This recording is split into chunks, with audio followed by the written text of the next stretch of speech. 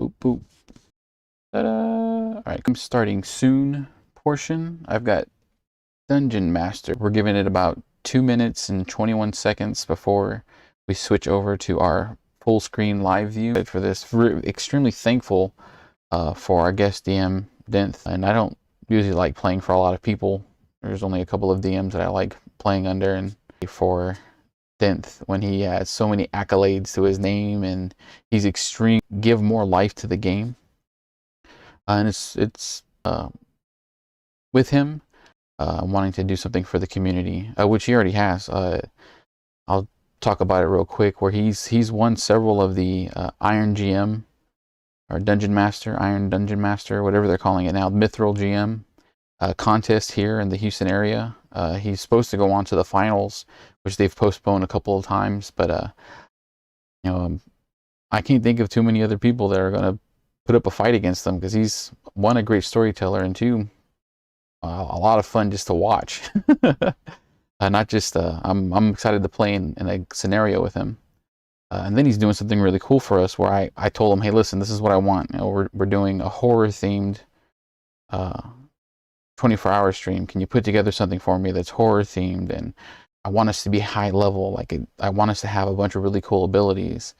And then, without missing a beat, he was like, yeah, I can do it. I can do that easy peasy. In fact, here's some ideas so that you guys can be even more powerful, which I'll be talking about right now with...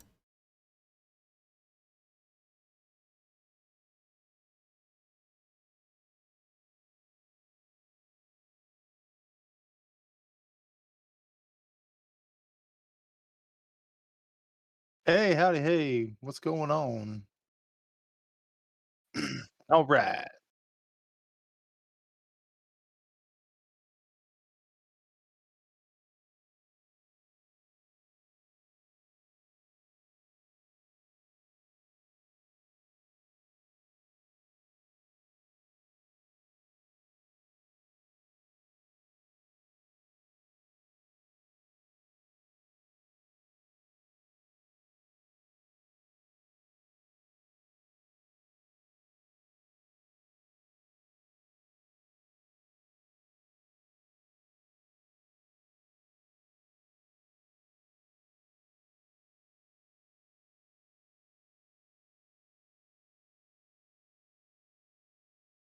I'm a nerd.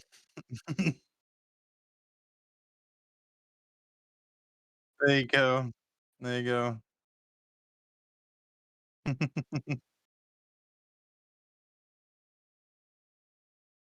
Oh, excellent. Well, I've been playing Dungeons and Dragons since at the tender age of 8 years old. Um, I started with Advanced Dungeons and Dragons for about 6 months, and then shortly thereafter, second edition came out. So I definitely got my start in, the early or late 80s, early 90s. It was quite a beautiful thing, really. It was different time back then. I just happened to stumble upon several elder gentlemen in their 20s and 30s, and they just happened to be in the middle of an arcade playing, you know, some sort of tabletop game. And I heard them telling stories, and then it just seemed interesting immediately. And I was like, "Hey, I'm this little kid," and I walk up on them and was just like, "What are you guys playing?" And they're like, "Oh, it's called Dungeons and Dragons." "What's that? It's got dragons in it? What I don't like, well, that sounds cool," and I was hooked from there, and I've been playing, I mean, on and off since then. With being a Navy brat, we used to move a lot, so it's hard meeting new people and getting together and find those proper groups, because back then, you didn't have the internet. You just happened to stumble upon some kid in school who just happened to be talking about it or brought one of their books to school, and you're just like, "Oh, this is cool. Like, you've got the player's handbook. Like, I didn't know you played, and let's get together and play a game," and that's how it always starts, man. That's the great thing about Dungeons and Dragons. It opens a lot of doors, especially for people who don't really have the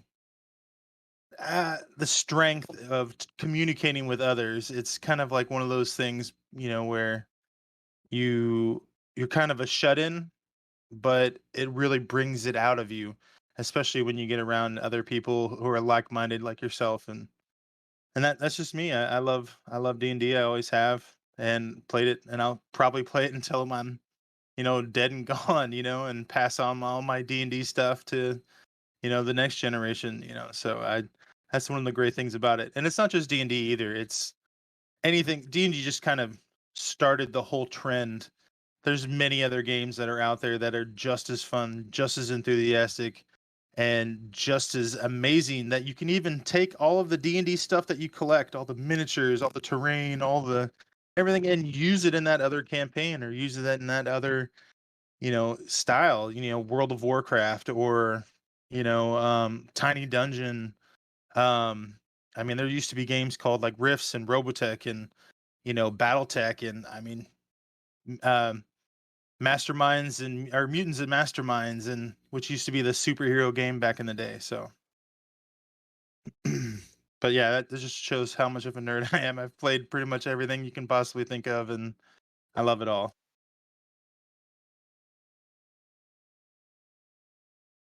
Hmm.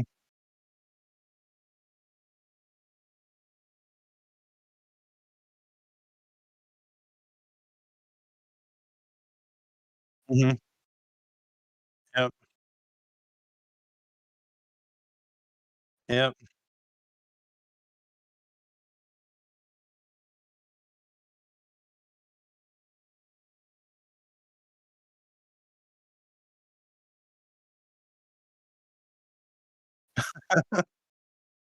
Yep. Hmm.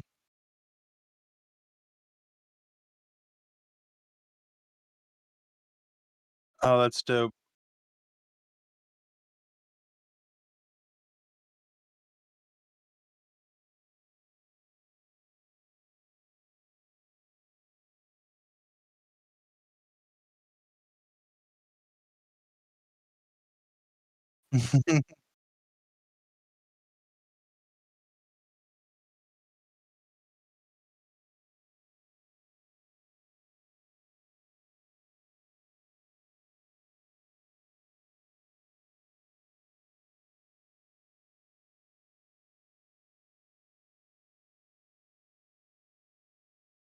Hmm.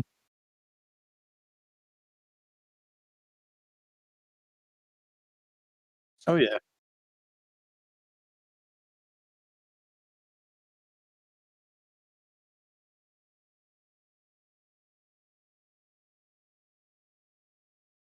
Hmm.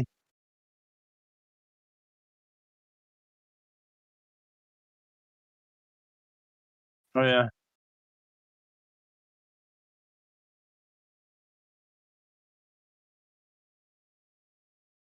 Yep.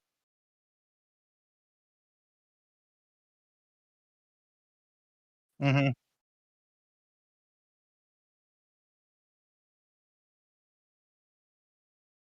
Yep.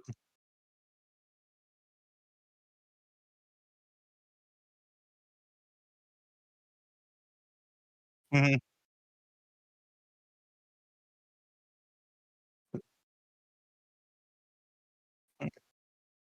Yeah. Oh yeah.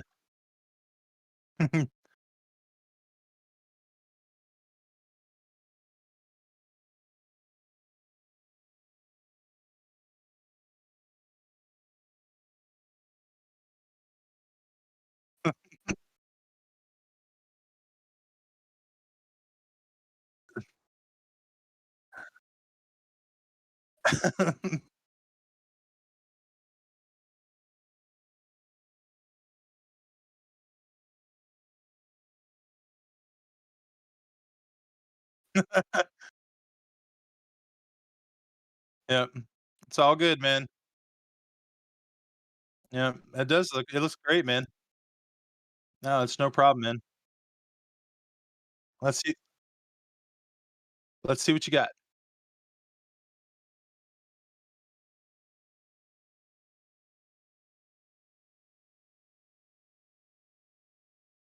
Mhm.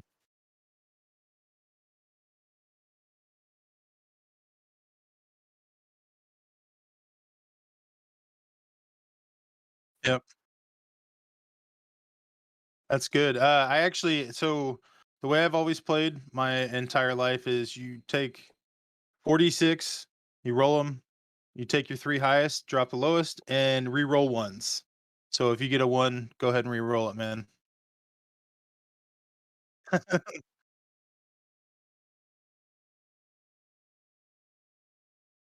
Yep.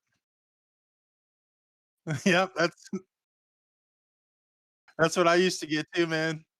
And it used to be when you rolled stats, so whatever you rolled first was your strength, whatever you rolled second was your dexterity, whatever you rolled third was your and so you're sitting there and you're looking at it and you're like, "Man, I can't what am I gonna play? I got a 12 strength and an 8 charisma. Oh man, like I don't even know what I'm gonna do." So we used to just like, "Oh, that guy fell off a cliff. Oh man, time to re-roll a new character."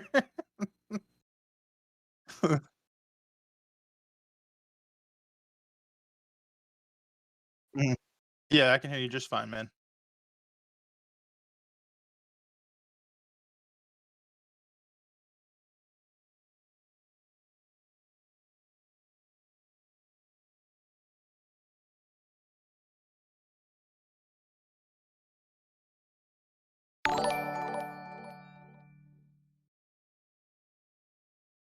Heck yeah.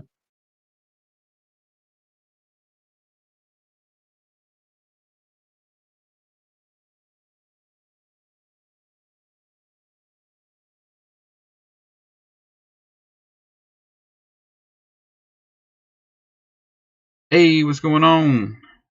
I think they can hear me now. All right, there we go. Denth, give me a hello. All Hello. right, cool. All right, What's everybody's in. up? Everybody's in. Thanks, Julio, for letting me know that they couldn't hear me this entire time. Hey, it's all good, man.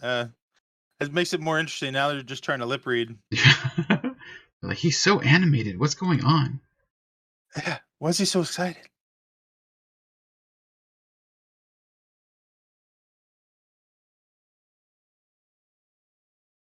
Oop.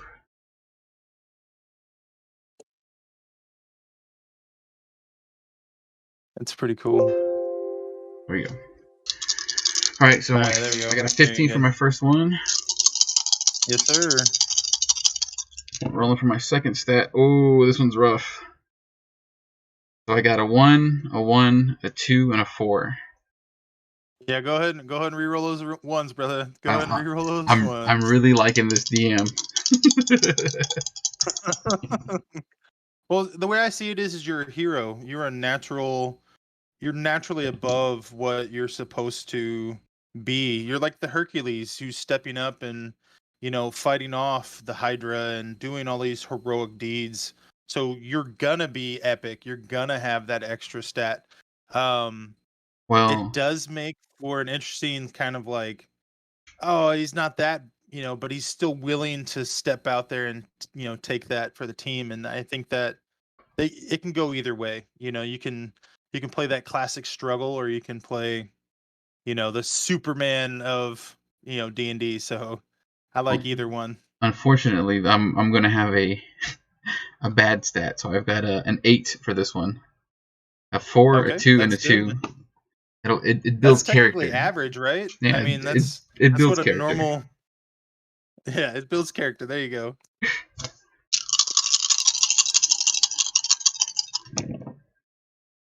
There we go. There we go. 15. Right. No, just in case. Nope. Okay, that was a 1. Roll Mm, it up. Roll it up. that one looks pretty good. That's a 16. Yeah. That's 12. A 5, a 4, Okay. and a 3. The other one was a 1. Reroll the 1 just in case. Oh, that's a Mm-hmm. 6. 15. Take that 15. I really like this new DM. There it is. Yeah. Here goes some dice rolling 15. ASMR. All right. 3, 4, 5. Reroll the 1. And it's a 1. All right, so 10, 12.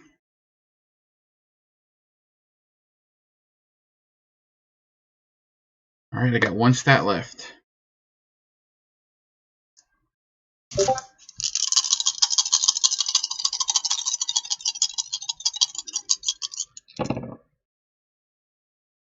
There we go.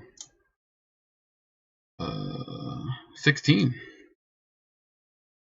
All right. All right. A 5 and a 5. Okay, so Now, well, real quick, what I like to do, and this is a special homebrew thing that I do with all of my players. So what I'll do is I'll allow you. I call it the fate roll, and what that is you can take your lowest stat and choose to either pick the roll that I got or continue to keep the roll you have. So if you choose the one I got, there's no backseas, just whatever I rolled, and I mean it could be lower, it could be higher. You just never know. you know what? I have to take it. I got an 8. I got an 8, and Hey I got. man. I'll work with it. Like So you said, it builds. Like I said, it builds character. You need to play what you roll. I mhm. was fortunate enough for you to let me drop the 1s, so it is what it is. All right. So now let's go back to my character, my D&D Beyond character. All right. What is that? What is booping? I have something booping in the background. That sounds like you're getting notifications from Discord. Oh, Maybe people talking.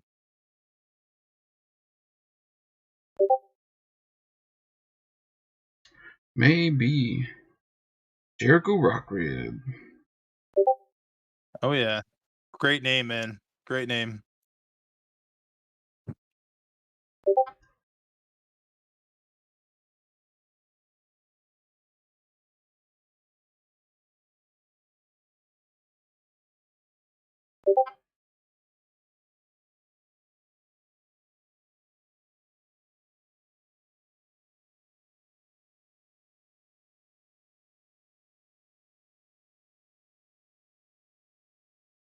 You know, another great thing, especially for you DMs out there. So a beautiful thing that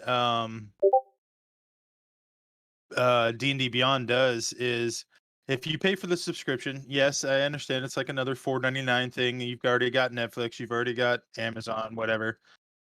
But if you pay for it, you can actually share the books that you currently own um, as a DM's tool for your people who are playing in your campaign. So all you have to do is you manufacture a campaign in D&D Beyond, and then you invite people to that campaign and make sure you can share the content.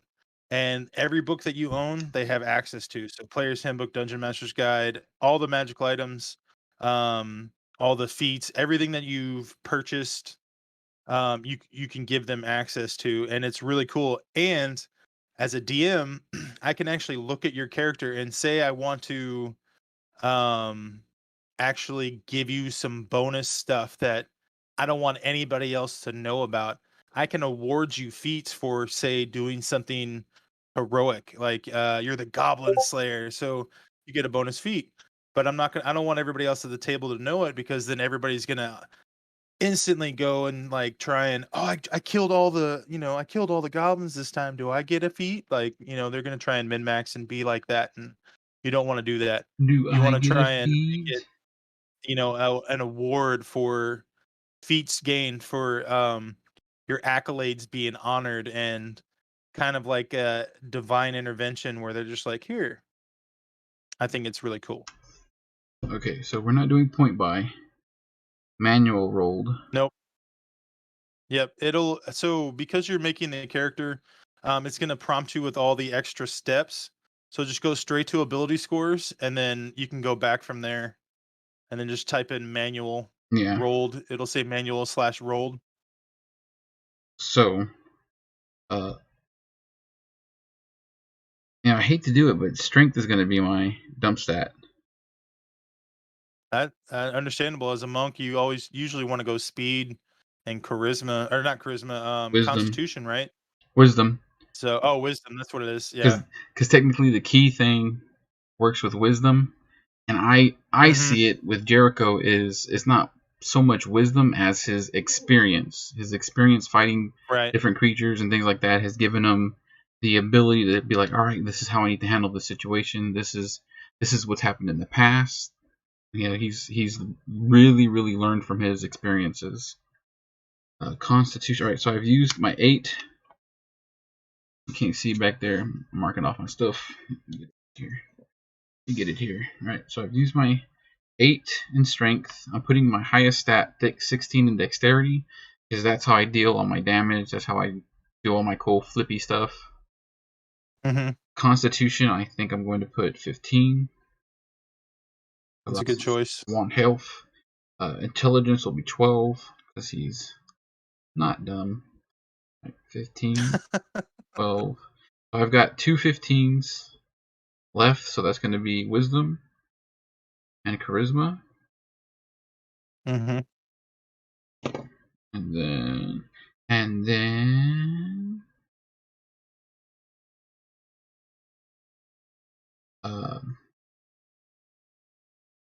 so like I said before, it was going to give me a negative. You can see right here. Focus. So my strength -1. is an 8. I get a -1 to certain things that I do. Fortunately, since I chose to be a monk, any and all damage that I do is done through my dexterity, so that bypasses the strength thing.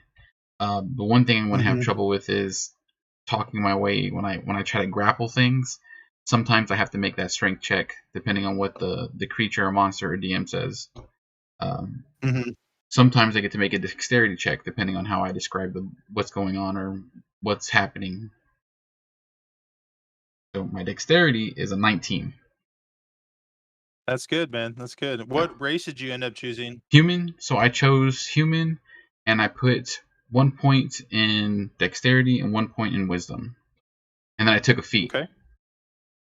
Oh, okay, human variant. Yeah, Gotcha. the human Well variant done. took a feat, and the feat that I took was Tavern Brawler.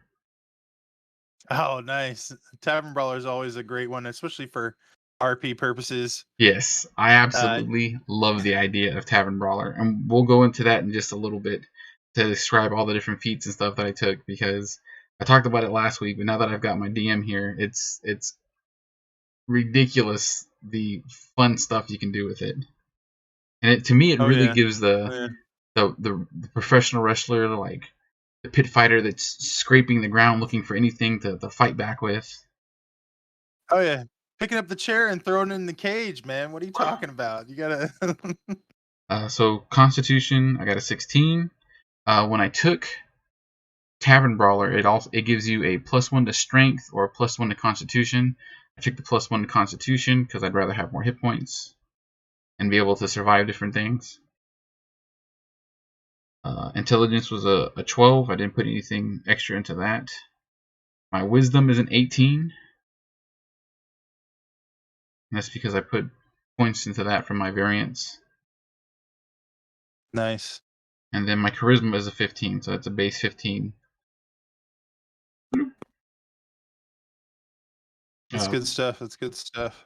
So during character creation, you have the opportunity to choose like your background, skills, professions, and things like that. With Jericho, there was quite a few different things I could pick, and then because hey Jason, thanks for looking, thanks for checking us out.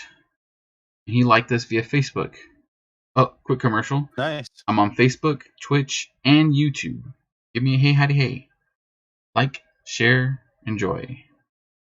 All right. Because Denth has all the books and all the different things, there's tons of other stuff that wouldn't be here had he not have those books. Like he has the Guildmaster's Guide to Ravnica, which means that he's got guilds from Ravnica, Golgari Agent, Gruul Anarch, Hmm.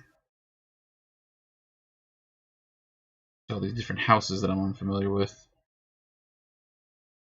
probably from other books that he's got.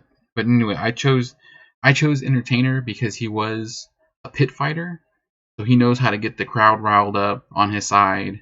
Maybe to throw things into the pit for him, or just to be a show off. That's a bit of who Jericho is. Yeah. He was It's entertainer. perfect. WWE, man. You're the WWE. perfect WWE star. Yeah, Need, that's need a great. little help? Give him the old, what's that? You want a little bit of more of the thunder? Yeah. Oh yeah. So I got different tool proficiencies, and the tool proficiency that was given to me was a disguise kit. And I'm just gonna say that because he wears war paint when he goes into battle, when he fights or when he's about to go on a hunt. He'll paint up Ultimate Warrior style. Oh yeah. Uh, Yeah. I got a musical instrument, and I wasn't quite sure what I was gonna do with that. Um, they gave me a musical instrument, and I chose the bagpipes because it was an option, and why not? But then for proficiency purposes, I took the drum, so I'm also proficient at the drum. Um, my background feature is by popular demand. I can always find a place to perform, and I can get if we go into a town or somewhere else, I can sort of get information from people by showing off a little bit, maybe engaging with the hmm crowd.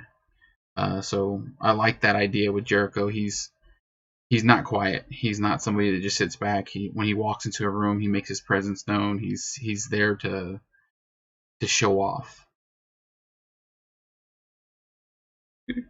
What else did I take? Oh, I, for your background, I just picture you walking into a tavern and he's like, "All right, who's your strongest fighter in this room?" And then you knock him out, just one swing. you give him the old, what's that on your shirt? Yeah, yeah. Let's see what we Like, got. how's this chair taste? Oh. Tavern brawler. So for equipment, I wasn't quite sure what we were supposed to do. I don't know what the starting gold is. So I got a set of bagpipes for free. I took the bagpipes. One of the things that I want to do with Jericho is he has chains wrapped around his arms. When he was a pit fighter, it wasn't hmm he volunteered to be a pit fighter. It was he was taken by force and they threw him into a pit. So when he fought, everything's close range. Everything his hands don't go much further apart. So he still wears the chains, sort of like Mr. T used to wear the gold chains to represent that he was held down at one point. He still wears those chains to remember who he is and where he came from. So Oh, okay. he has lengths of chain wrapped around his arms that he'll use from time to time. And if he has to do a performance, he will link the chains so that his arms don't go too far apart. That's awesome. Yeah, that's a great way to tie that in. He fights hmm bound. Like that's his thing. Is he fights bound to show off how strong and great he hmm is. View character sheet. He, he he turns his bondage into a weapon, Yeah, and he fights against anybody who's willing to stand against him because he had to. That's what he grew up that's what he as. grew up as. It's how he came up, and he's the champ. You gotta represent.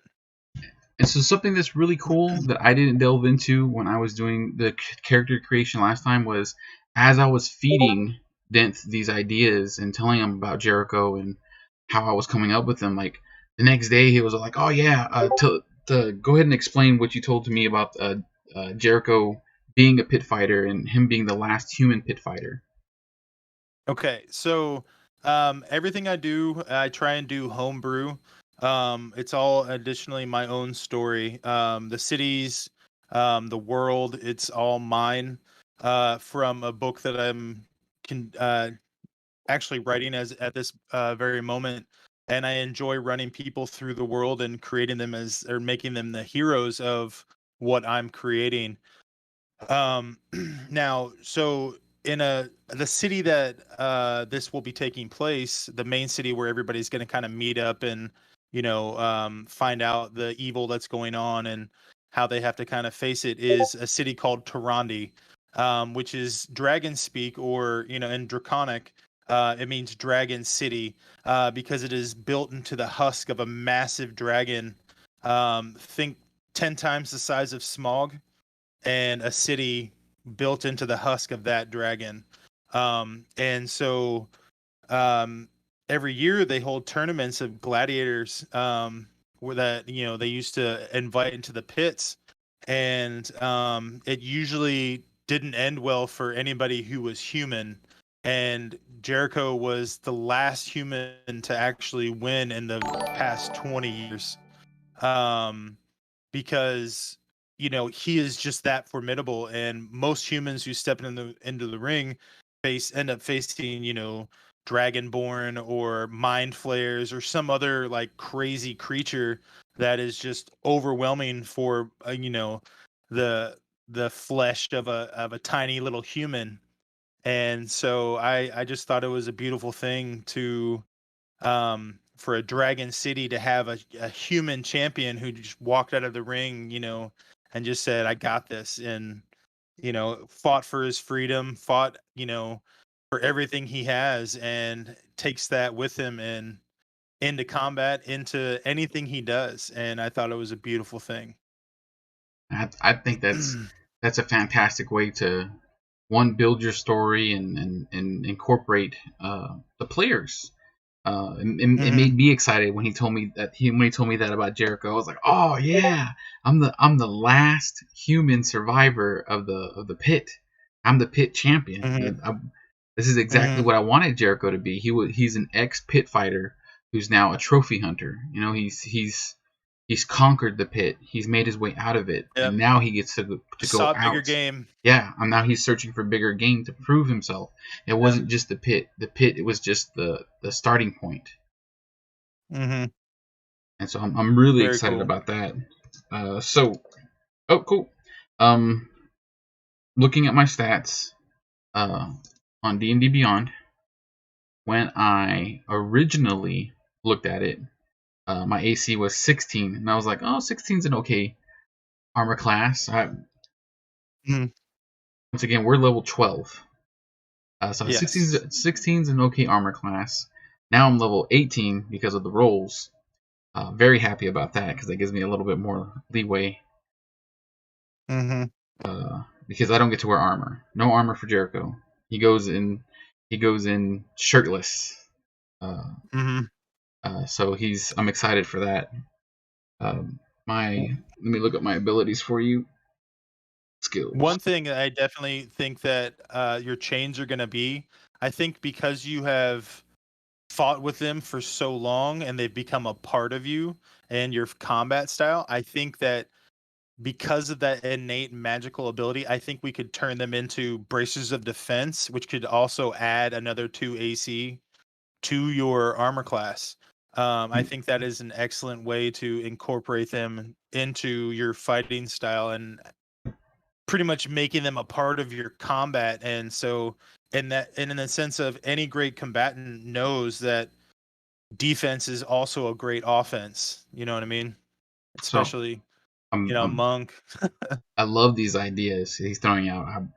Allowing my chains that I bought, that Jericho comes in with, that he uses for his own mindset.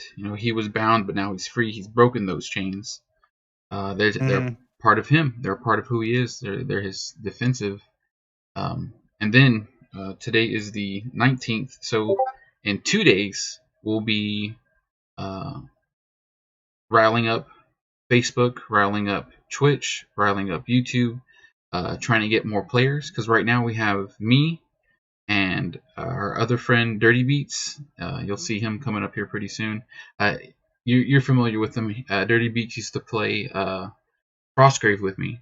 He's currently taking a hiatus from Frostgrave, playing Dungeons and Dragons and trying to get his own PC gaming started up. So you'll see him more and more.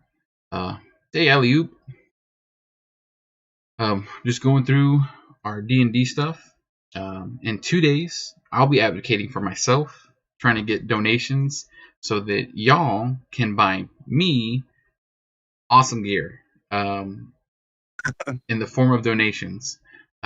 For however many donations we can take in, and I'll be revealing the different buy-ins for it. You guys can buy me artifacts, you can buy me legendary weapons, additional feats, and Mhm. you're just putting in for what I can get. Everything else is up to the dungeon master to say what I actually get. And from the way that Mhm. Dent talks and he thinks up these ideas, I can't wait to see what we come up with. Um, I'm gonna do my best not to put any money in myself. Try and drive donations from somebody else. That way it doesn't. Because I believe we're about to get a bonus here pretty soon at work, and so I could just be like, "Bam! Uh, Fire me up, Captain." uh, like I get all the legendaries, you know, Let like me how many let, attunement slots do I get? let me 3? Oh let, man. let me take three. Yeah. Let me just Bam. 3 slide that legendary in. items, just bam. Yep. But Super. I think it's a great idea.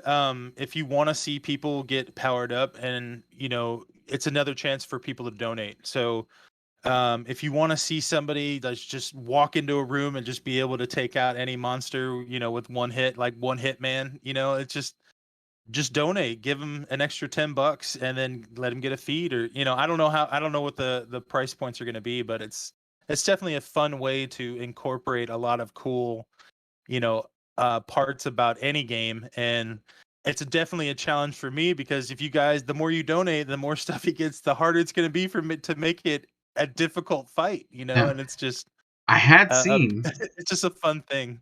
I had seen somewhere where people can donate on behalf of the dungeon master. They give the dungeon master rerolls. So if let's say he spikes a Yeah. character and they're like, all right, I roll this for whatever reason, they flip it, and the dungeon master can be like, I'm gonna go ahead and take $5 from my donation pool and make you re-roll that because it's already not in my favor. Oh Yeah, no. I definitely want to do that Yeah. to keep it interesting on both parts. I mean, it's only fair that Yeah, if for sure. you're already helping us become superheroes at this point. We might as well have Mhm. the perfect experience while we're playing. I don't want to Oh just yeah, blow through for the sure. adventure. I don't want to just bam bam bam everybody goes in guns Oh blazing and no. no, I already know that he's going to take care of us on the what is that called? Oh shit, I forgot what it's called, the danger level. Oh, yes, the challenge rating. Yes, Challenge the rating. challenge rating will definitely be very interesting. I'm gonna have several puzzles for you to solve, riddles for everybody to try and, have a chance at, understanding and being able to guess. And, I'll even allow the crowd to help you guys out if you can't get it. I think it's a great thing, Audience to participation is key. include the audience. Audience participation is key, and I'm super super excited for it. Um, and what we've got going on head of the Hmm. line. This get out of here. So we're going to talk a little bit more about Jericho and his abilities, um, For sure. monk features that I'm sort of taking. Um, One of the things that I've always felt was a little overpowered for monks was how many attacks they get. I mean, I'm at level 12. I get 4 attacks. I get my regular attack action. Then I can take a bonus action to spend a key point to gain 2 more Hmm. attacks. That's 3. And then because of their martial arts, they get another attack, which is just Hmm. an attack. So they get 4 attacks per turn, um, Yep. which is crazy. That's why it's called flurry of blows.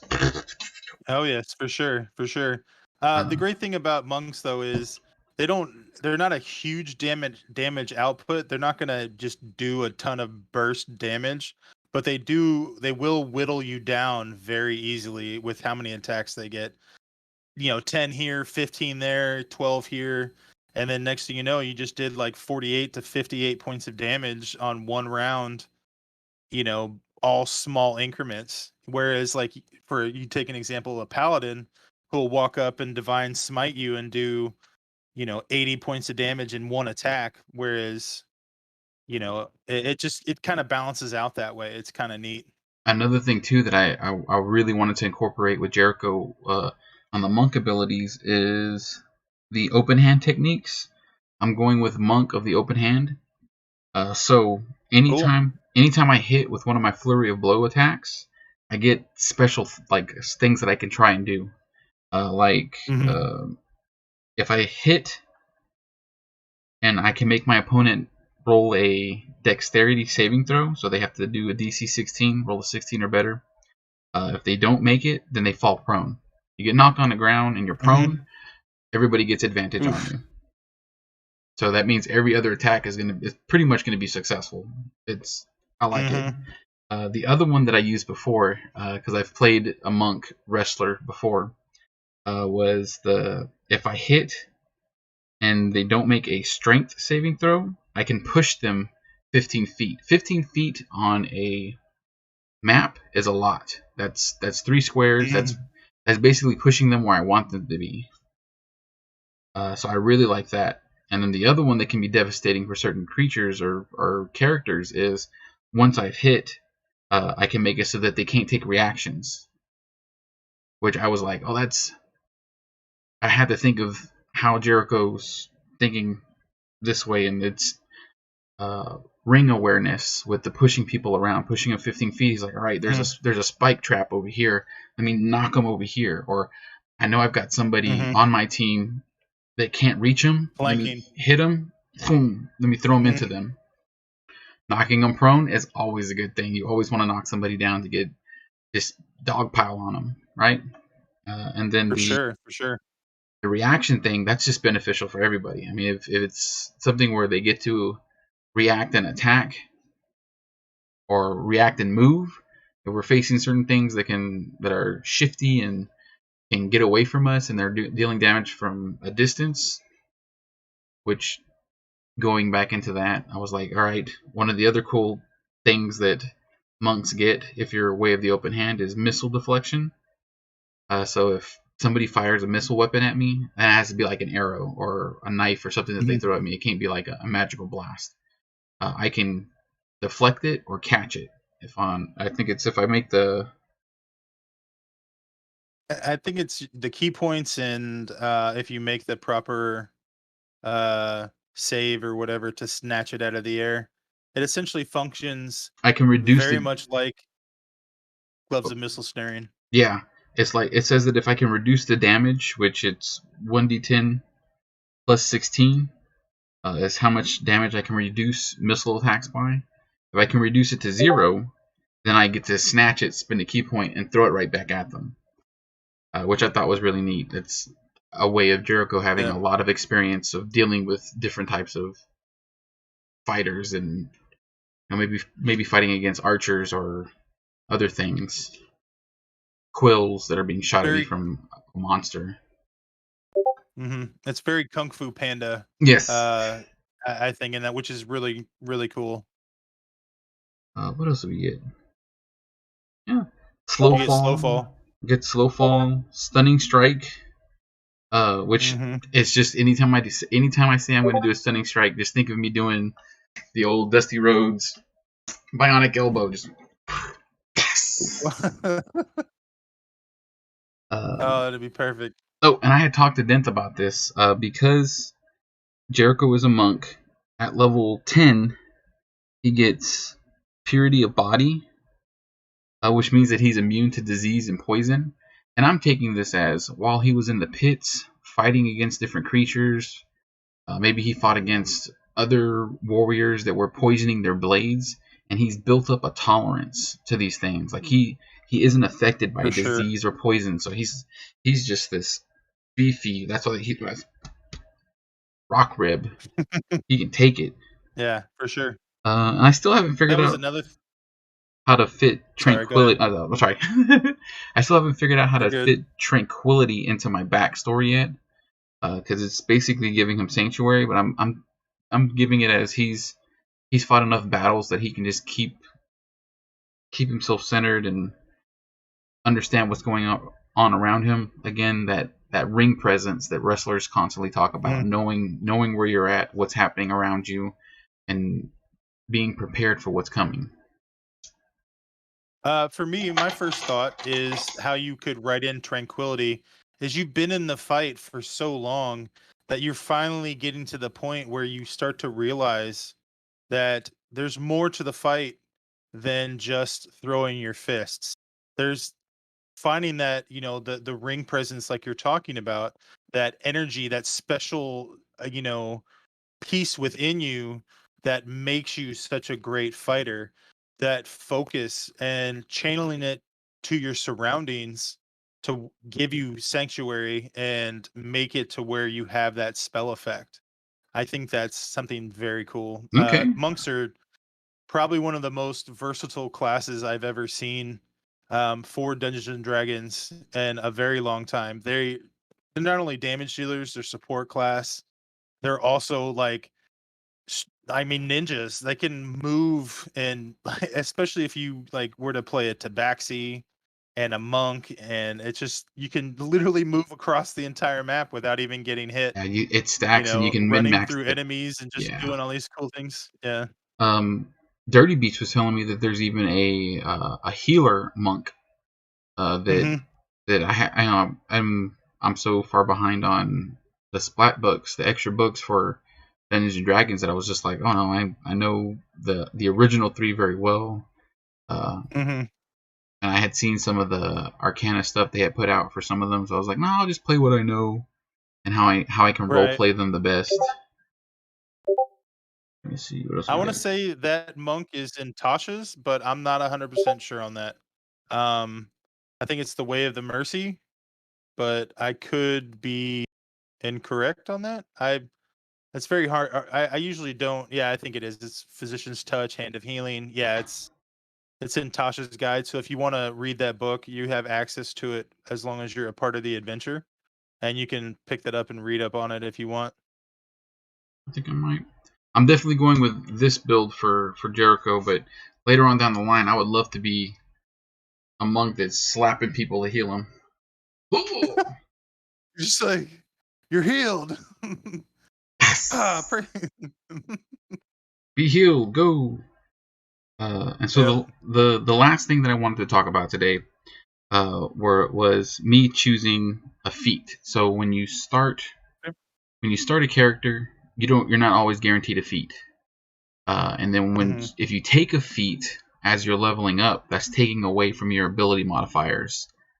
So Yes, that can be a risk because you always want to try and bump your abilities, but depending on what you're doing, the feats can outweigh the abilities. for Slap sure. him to Jesus. So the feat that I took at first level, because as a human variant you can choose to take a feat, was Tavern Brawler. And I've Hmm. loved this since the game first came out because I think it is the most helpful role playing tool to people that really don't want to min max, that want to do something different, because it's basically Hmm. letting you use anything as a weapon, anything. Uh, in fact, the character that I used to have with me, I carried a collapsible ladder, and I would actually he had a collapsible ladder in his bag, and he would carry a bar stool with him. That was his weapon. That was it. And he'd set the bar stool Oh, down, that's great. and he'd wait for things to go down, and then hit somebody with the bar stool. Or because I used to play with my friend Andrin, I think he's still on here. We used to be he's gone, the Rock and Sock connection. Uh, Hmm. and he played a Minotaur barbarian, and I was a human monk, and I was role playing Macho Man Randy Savage. That's just how it was. I was Macho Man Randy Savage, and so Oh yeah. yeah, I was all right. Let me and the barbarian's name was Moo. Like he had a real name, but we just kept calling him Moo. Like, hey Moo, what are we gonna do today? And so outside of the game, Moo and El Lobo Fuerte is what I called myself. El Lobo would talk and be like, "All right, so these are things that monks do that we can do together." And basically, it was just me and him trying to figure out how we could use the game to do all different types of tag team moves. All right, we want to do the Doomsday Device. We want to do a swinging DDT. We want to do Yeah. the heart attack. Like how are we going to make these things work? And Mm-hmm. one of the best ones that we would do was I would go in, smack him a couple of times, and then grapple him. And then my DM was like, "What are you gonna do with that?" It's like, "I'm just gonna hold him in the air and grapple him." Okay, so while I'm holding him up, Moo would come running at us and then just swing at both of us, just bam. So I'm holding him. We'd get advantage on the hit, and then we would just bam, bam, bam, bam, bam. It was a lot of fun, and I love the fact that um, I have these memories with my buddy of us just being incredibly dumb with these characters, and I miss that. I miss how I used to think that I guess I had played Dungeons and Dragons so much, and it was a period of time where I DM'd over and over and over again, so I got kind of burnt out on it. And now that Mm-hmm. Denth stepped up and was like, "Hey, I really want to DM a game for you. Can I please DM a game for you?" Even before we were doing the charity event, and I was like, I'm not really big on 5e, and I've played it out. I want to try different things." And he was like, "I really want to DM for you. I really want to DM for you." And it's not that he wore me down; it's that he kept talking it up, and I was like, you know what? I think it's a fantastic idea. I think it's something that people want to see. I think it's people that will want to engage with, and I think it's going to give us an opportunity to get players that haven't played before to watch and see how simple Dungeons and Dragons is to just enjoy. Like I've made this goofy character a complete goofball of a character. I haven't min maxed. I don't feel like I've min maxed anything. I've been making decisions Mm-hmm. to to the benefit of my character, but I don't have a 20 in anything. I accidentally got that Mm-hmm. 19 simply because he let me roll for it. I was doing point buy to sort of make a balanced character, and again I didn't use. He has a plethora of material that if I wanted to make a crazy beat stick of a monk, Dungeons and Dragons has that for you. There's a way to make a Mm-hmm. crazy beat stick of any class, but then they have ways to let you role play what you want to play. Like I want to play an ex pit fighter, and I had different options to play to build that pit fighter. And so Oh yeah. I'm very excited to see how this turns out. I'm super excited to see uh, what Denth has planned for us in this scenario called "Who Brought the Tentacles." So I thought that was a very cute and creative name for his scenario. Um, so starting on the 21st, we will again be taking applications for people that want to play. We have room for 3 more players. 3 more players. Because I don't want too many players. I know Dent can handle. I think I've seen 8 people at his table before, and to me, anything over 5 is just oh. But he's a It very can talented become quite daunting. he's a very talented dungeon master that's capable of keeping the party running. But for the stream, I don't want to have too many people over here because it's taking place at my house. Um, and I just want to make sure that everything's moving smoothly enough, and we have people engaged, and not that he let the game stall out, but just let us have our fun and jump in 4 to 6 hours of crazy tentacle madness. All Uh, in honor of H.P. Lovecraft, right? yes. So.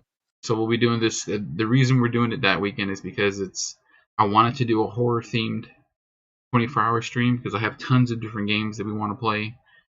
So Mm-hmm. Dent will actually be kicking off our RPG sessions. He wanted to take the 10 a.m. to 4 p.m. Session, and we'll have a little break in there so that we can talk about what's going on, continue the stream, uh, the charity stream, so people know when and where they can donate to, and also because it's 6 hours, you need a little snack break for us to grab a little bite to eat. So he'll be kicking off our RPG session. We'll also be playing uh, East Texas University using the Tiny Cthulhu rules, and then we will have a Call of Cthulhu game. I'm still waiting to hear back from my storyteller on that one to see if we're going to be doing the old school D20 or if we're going to do the new edition that came out. Either way, I'm very excited to see both of those go down and have a lot of fun. And then in between each session, we'll be playing different horror themed board games. I really want to try and get in a game of Betrayal: House on the Hill, Mm-hmm. because that's just another That's a fun. good one. That's a fun horror game or B movie game where anything can happen. Somebody could be the good guy, somebody could be the bad guy. They Um, have a Dungeons and Dragons version. It's called Betrayal at Baldur's Gate. yeah. That's kind of cool. If I actually have that game, if you would like me to bring it over for your stream, you're more than welcome to use it. Okay. We may actually do that because I know that in the twilight hours, I don't really like having a lot of people over here, so I may be playing a few uh, games by myself, or if I can keep Sabrina up, because Over the internets. over the internet, I am, and I have been getting my tabletoptopia, and I'm picking up the tabletop simulator, so we can play a bunch of Oh, nice. board games together and stream it super easy peasy instead of having all the cameras set up all over the place like it will be for the stream.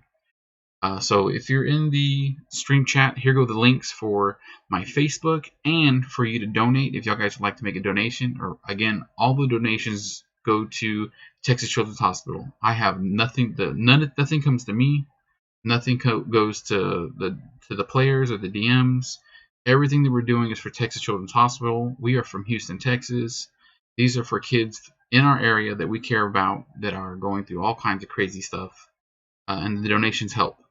As someone that's actually volunteered for Texas Children's Hospital, I can tell you from their volunteer committee that they make sure that they use all of that money in the best way possible to help with the quality of life, to help with different research programs. I remember that they use a portion of the money goes towards throwing parties for the kids, where they bring in celebrities or outside talent that does magic shows or face painting, and interacts with these kids and make sure that they genuinely have a good time and they're alleviated of being sick, even if it's just for a few minutes, even if it's just for an hour. That's what they're focusing on, is making sure that the quality of life for these kids is just boosted through the sky. And that's why we're here to raise donations. So Dent, thank you so much for the time that you spent with us today. Thank you for staying up late with us. I know that we've got to go into work early. Hey, man. It's It's the price you pay for having fun, man. And yeah, I really appreciate you having me on your stream. I love your channel, and I hope great things for you, man. I really no, do. thank you very much, and we will see the rest of y'all probably in the next day or two as I start making the announcements for what we're playing and who we want to come play with us. So thank y'all very much.